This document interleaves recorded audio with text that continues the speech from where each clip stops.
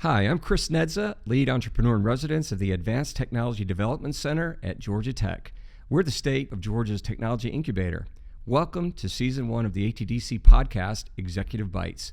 We focus on the startup founders in our portfolio, what sparked them to launch their companies, the market problem they've solved, and even how they overcame the thoughts of quitting when times get rough. Enjoy. All right, welcome back to the next episode of Executive Bytes, and I've got two amazing guests with me. Hamed Fesharaki, who is, did I get that right? You did. All right, Awesome. Right on. It's the CEO. You're my guest today. He's the CEO of AdraVision, and we're going to get into that in a minute. But my co-host is the Karl Swensen, who's the CEO of PullLogic. Thank you. So Karl, let's drill him today. Let's do it. Let's go deep. Let's get into hard it. Yeah. So if you're not afraid, you will be. So Hamed, let's dig right in. So you used to be a dentist, right? Yeah. And then you decided that you were going to quit the luxury of the white coat and drilling on teeth and pulling teeth to start AdraVision, right? Yeah. That's probably not exactly how it happened. But before I ask how it happened, let's tell me what AdraVision is. Is it a dental equipment, or is it a software that engages with the software that's out there and integrates? What's AdraVision? Yeah, absolutely. I mean, AdraVision is a software basically. So we use artificial intelligence to process any dental image. I mean, it can be an X-ray, it can be an intraoral picture. And once we did that, we start to give intelligence to the dentists, to the payers, the dental insurance companies, and obviously to the patients. So processing those images and basically bringing out the intelligence out of it. So I'm sitting in the chair. They're taking an image of my teeth, which are good teeth. What are they doing with that? They're sending that information to the insurance company? It's a little bit more seamless than that. So once they take the image, I mean, whether it's an X-ray or even like an intraoral picture, the ones they take with their cameras or that little stick they put in your mouth, I mean, it automatically goes to our software. So it's usually end-to-end, software. So it's automatically getting in there. We do the analysis. So we do, obviously, diagnostics is one thing that we do. So we find cavities, caries, periodontal disease, gum disease, all that. So that is shown to the dentist to confirm. And once that's confirmed, it will turn into some colorful pictures, some animations for the patient to understand the problem. Because oftentimes, and I think you're a good customer, I mean, we are having trouble to tell you, why this is serious and why that is not serious. So that's something that we do for the patient. We actually bring that, explanation to just pictures. Makes it very easy for the patient to understand. Now, everything is understood, patient accepting to do the treatment, and obviously it will help the patient to accept the treatment a little bit easier. So they become a dentist probably for 5 seconds, 10 seconds. So are you a dental, essentially information for the dentist? So you're using your tool to give them information that they can communicate to the customer, and then you're also tying it into the paying system and the insurance? Exactly. So once it's accepted, the treatment is, even before the treatment is done, we can tell them, what codes or is the patient covered for those like treatments they want to do, and that they can submit it directly to the insurance company. So if you think about it, in the market, we have the payers, we have the providers, and the patients. We are basically connecting the whole market. So together. the question I always get asked by investors is, how do you make money? Who pays you, right? So who pays you in that whole ecosystem? That's a good question. So if you're a subscription-based software, there are two areas that we get paid. I mean, one is the dental insurance companies for the insurance function, and the second part is the provider. The provider for the particular tools, for instance, the explanation to the patient, that's a module they need to pay for. Okay, so you came up with this idea because there must have been pain in your practice, right? Because you had to practice at a clinic, right? Yeah. I assume there was pain, and that's why you came up with a solution. What was the pain that you were having? No, that's a very good question. I mean, I've been a dentist and a practice owner before I started this over a decade. And I started my first dental office 2016. I moved quite fast. I became a multi-practice owner. A lot of dentists working for me, over 60 associates at the time. So that made it very challenging for me, because initially it was me. I was practicing, everybody loved me. But then they started to bring these associates. they were lovable, right? That's what they say about me, too. Yeah. I have to say, said no one ever, right?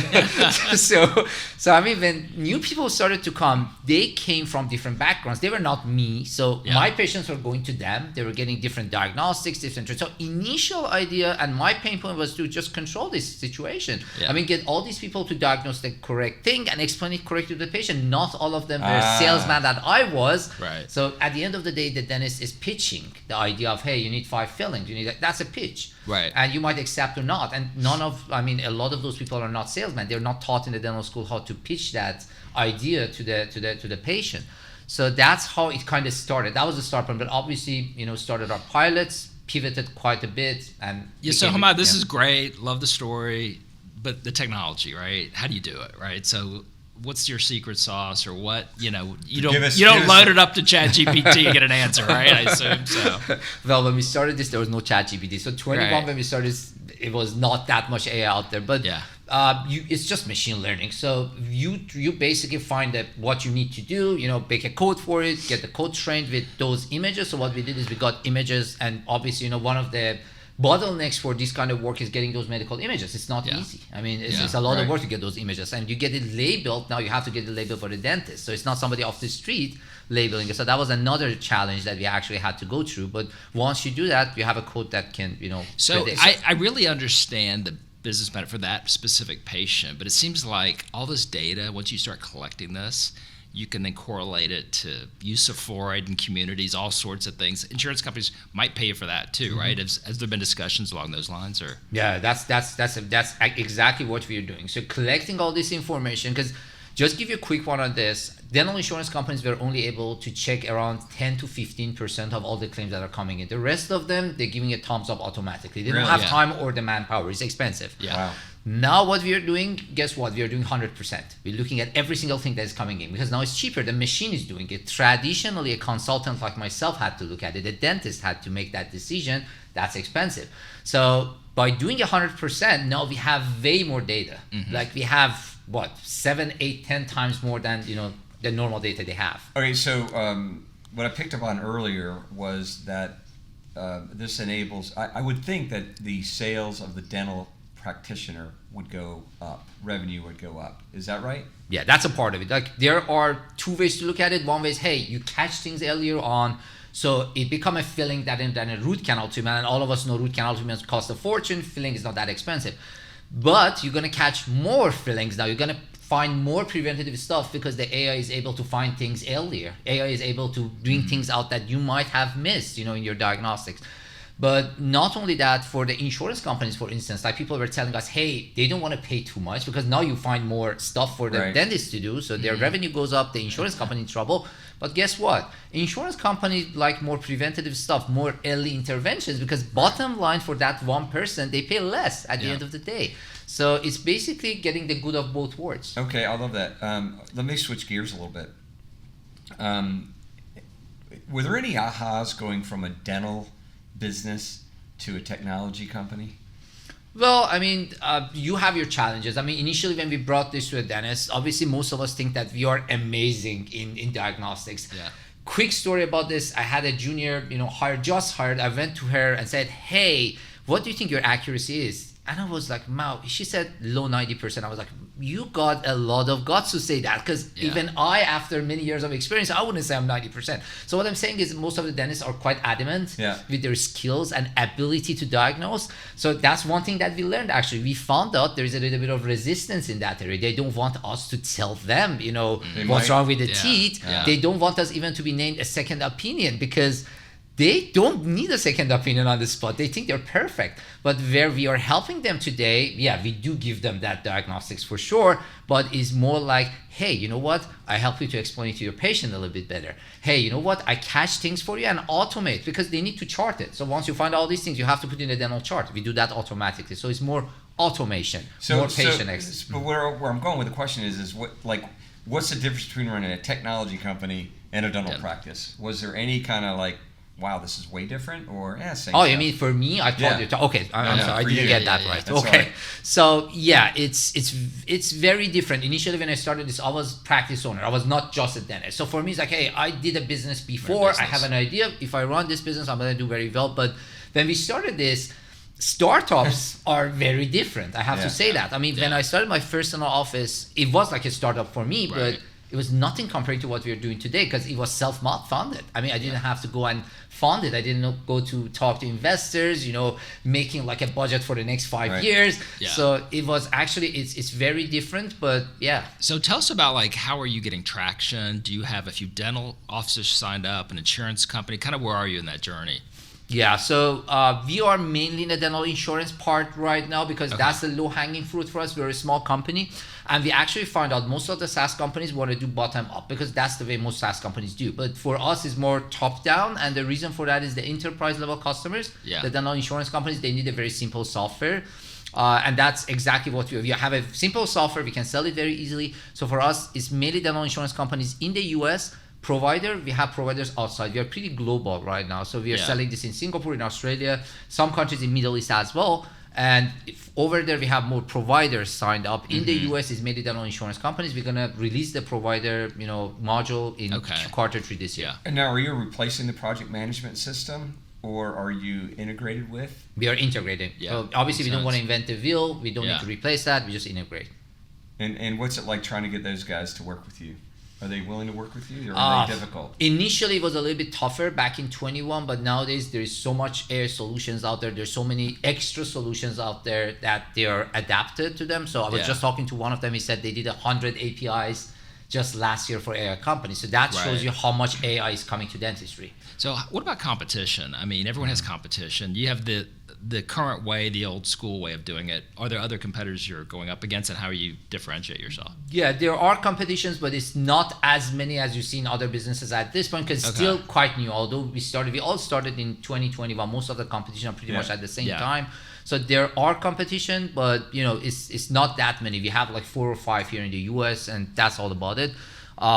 We are all looking for some sort of product market fit. Obviously, we think we have the best fit by going to the insurance side. Some are more provider side. Why aren't the practice management companies just building their own?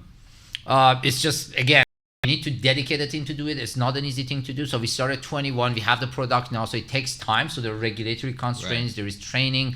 There is so much that you need to go fine-tuning the thing. So for them, and that's a completely different angle. Like practice management system is just a CRM.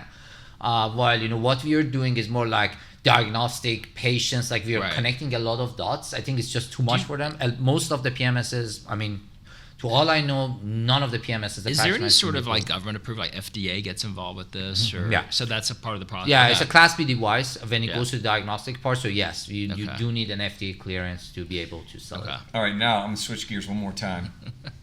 Have you ever wanted to quit? Not yet. So I see this as an exit at the end of the day. So I'm not sticking to it and say, hey, this is mine, I'm going to keep it forever. But I'm actually, it's challenging, but I'm getting, every time I go over a challenge, I get so satisfied. It's like good pain, Well, normally you're kind of unusual for me because normally I ask that question and they're like, yeah, I've wanted to quit 1,000 times because it's rough running a car. I mean, is it rough? Yeah, it goes up and down, right? You have your high days and your low days, as you know, right? So I think it's just my background. I mean, being a dentist, starting my own practice back in 2016, I tell you, there were days I was sitting there, I was looking out the window, I was like, that's my patient. And I had another person, my partner, and we were fighting over the patient over the window, which they were never coming into practice. So I'm coming from that kind of background. So for me, it was all, I knew, I have to be more patient. I knew I'm going to take a lot of, pressure, risk and all that. So maybe this coming from there, I still don't feel like I'm quit. I need to quit this or anything like that. Yeah, well, obviously, you probably have some grit. Would you say that grit is a big part of why? Yeah. You definitely need grit when you're a entrepreneur, founder, 100%. Right? Startup. Absolutely, yeah. This is fascinating. I'm just trying to think of all the things where this could go. There's lots of opportunities here, right? So, yeah. Yeah, I mean, we talked to, it's been like 4 years, so we talked to multiple people. Like there are people talking about even blockchaining the information cover. So there's so much that can come out of it. You can just imagine, if you're a dentist, you want to open a practice, I can tell you where you can find most cavities, where you can find most crowns, which area in Atlanta you can find that. So that's the kind of big data that you're looking at long term. And I guess predictive too. Maybe you can over time you see a time phase photos and you can predict maybe what's going to happen. Absolutely. Maybe where it could. Okay. Absolutely. And I see the days when the regulatory stuff will go down a little bit and you'll be able to give it directly to the patient as well. I mean, that's one thing that I think will happen at some point. Maybe not now, but... So can you do like root canals, like predict, like, because that is the most painful thing in the world, right? It's not a cavity, but it's like another... Is it painful? It's a root infection. God. When you have infection in your... Oh my gosh. So if you can solve for that... Oh yeah, absolutely. I'd so pay a we lot can for that definitely first. find all that on the x-rays. We can find cracks on pictures when they take a picture of the tooth. they are very challenging to explain to the patient, because you say they're painful, but there are people who come and say absolutely no pain. Because when the pain goes away, you don't feel it anymore. But guess what? It's sitting there, and that tooth will go in about 2 years, because the infection is getting bigger and bigger. You don't see it. You don't feel anything, because your bone is already expanded. Your nerves are gone. So you are not aware. And the most difficult thing is to convince that patient that you need to do a root canal treatment to save that tooth. So that's one thing that we solve for. We are able to show it, not only show it, basically line it out, put some color on it, and predict what's going to happen. Show the patient today what is going to look like in the next 2 years. Yeah, no, it's awesome. What keeps you up at night? It used to be funding. Now we just finished our round, so I feel a little bit better about that. But it's mainly trying to catch up. I mean, competition is definitely one thing that always. I mean, although we don't have that crazy number compared to a lot of other startups, but obviously it's a very hot topic right now in dentistry. It's at its prime hype, like it's all over. So for me, it's always like just making sure that we are following, at least if you're not falling behind sometimes, and trying to lead in some areas. So you just got your funding. Before you got your funding, take me back to that moment of joy. How hard is it to get funding out there, and what advice would you give a startup about when they're trying to raise capital? Yeah, I think it's been pretty rough for the past maybe year and a half, 2 years, and we went back and forth with it and stuff. But finally we got it, and I think at the end the lesson that I kind of took home is you absolutely, and I heard this, I mean, believe me or not, 1,000 times people told me, you know your business better than anybody else. You go to a meeting with an investor and you forget it's somewhere in the middle, because some of these guys are pretty tough to talk to. I mean, they knock you here and there, they find a place, they just drill it there and just find a problem. So, I mean, one thing that I want to tell everybody, I mean, every time I talk, is that just have it, drill it in your head that you know your business the best. I mean, whatever they say, whatever they do, you just have to follow what you think. Remember that remember you are the boss. You're the person. Do you think that sometimes the investors try to guide you and try to change Exactly. They change your story. They actually make you even pivot while you're speaking with them. I was like, wow, like, that. So who knew? Well, listen, thank you, Hamed, for joining us on this episode, and Karl. Yeah, it's fascinating. And I really appreciate you jumping in as well. Yeah, I love learning more about this. Yeah, I want to see it. Next time I go to the dentist, I want to see it. So absolutely, happy to I'm gonna ask more him, info. Yeah, you got this tool. I want to know. So awesome. Thank you for joining us on this episode of the ATDC podcast. Please subscribe to our YouTube channel, like, and share or connect wherever you get your podcasts. Please be sure to follow us on social media. Our handle is @ATDC on X, LinkedIn, and Instagram.